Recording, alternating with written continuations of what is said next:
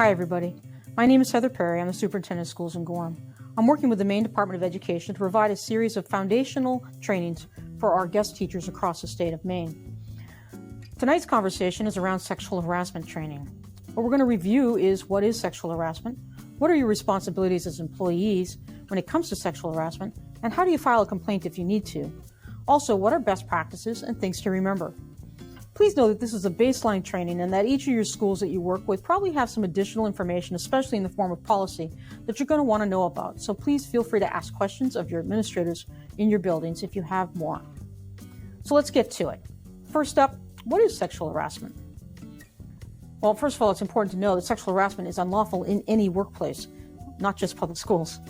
Sexual harassment is legally a form of discrimination. It's a form of discrimination based on sex or gender. However, it does not have to be motivated by sexual desire. Sexual harassment includes unwanted or unwelcome behavior that is sexual in nature only. This can include unwelcome sexual advances, requests for sexual favors, other verbal, visual, or physical conduct of a sexual nature. It usually takes two forms, quid pro quo or hostile working environment. More often than not, although when people think about sexual harassment, they often think about quid pro quo, more often than not, what you actually see in the workplace has much more to do with a hostile working environment. Let's see a little bit more about what the difference is between the two. What is quid pro quo? Basically, it's something given or withheld in exchange for something else. Thinking of sexual harassment, maybe it's, you give me a kiss and I'll give you that iPad you wanted.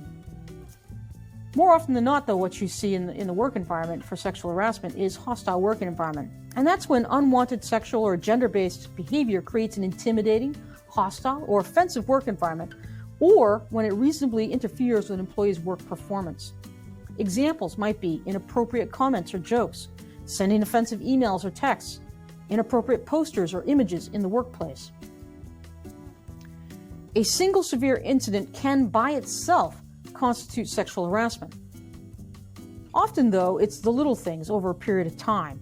And so when it's not a single severe incident, or if it's less extreme, courts generally look for a pattern of repeated, routine, or generalized harassment.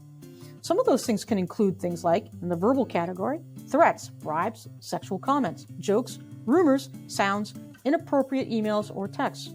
In the nonverbal area, leering, pointing, winking, stalking, and sharing inappropriate images or videos. In the physical context, touching, groping, pinching, poking, brushing up against somebody on purpose. Those are all examples of what could be interpreted to be sexual harassment in the workplace. Well, so what are your responsibilities as an employee, and certainly the employer's responsibilities, and then how do you file a complaint? Well, it's important first to know that employers must take action to stop, prevent, investigate, and remediate claims of sexual harassment in the workplace. Employees, however, also have a responsibility to know and follow your organization's anti-harassment policy. Ignoring sexual harassment only perpetuates it, so individuals are obligated to report it. If you have been sexually harassed, or if you know of somebody who has, or if you believe somebody else has, you should report to your organization's designated human resource professional. In the case of a public school, that's typically going to be your principal or assistant principal. Once reported, employees are responsible to promptly conduct an unbiased investigation. It's also important to know that these kind of allegations are serious in nature, so someone who knowingly files a false report may face disciplinary action and other consequences.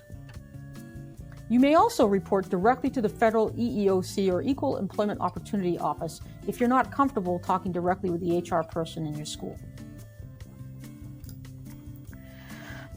So what are some best practices?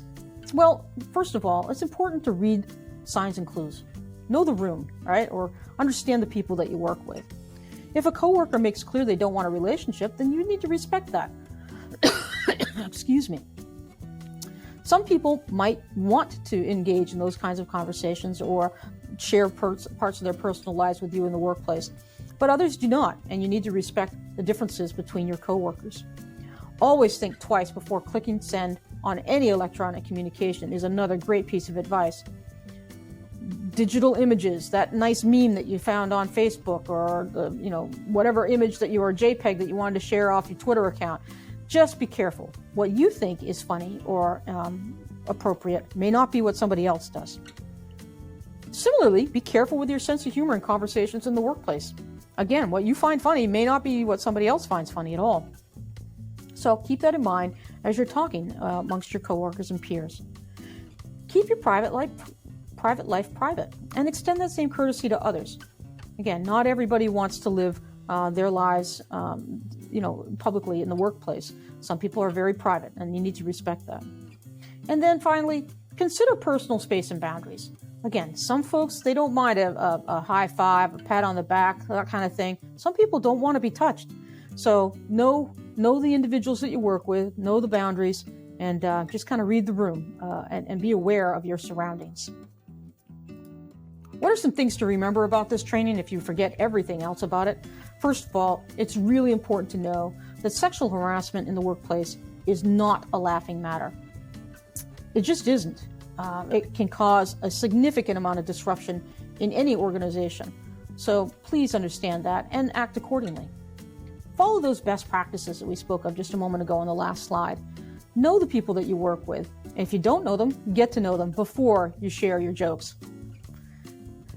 Know that if you're feeling uncomfortable about something, the likelihood is high that others are feeling uncomfortable as well. So if you see it, report it. Nothing good can come from sexual harassment in the workplace.